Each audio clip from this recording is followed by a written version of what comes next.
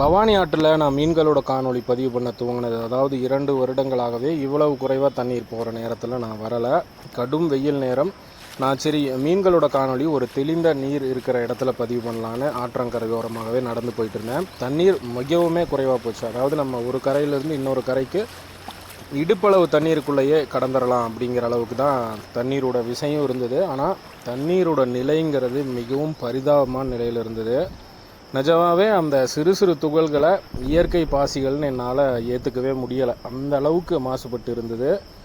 மீன்களெல்லாம் எப்படி தான் இந்த மாதிரி ஒரு சூழலில் தாக்கு பிடிச்சி வாழுது அப்படிங்கிற அளவுக்கு பரிதாபமான நிலை தான்.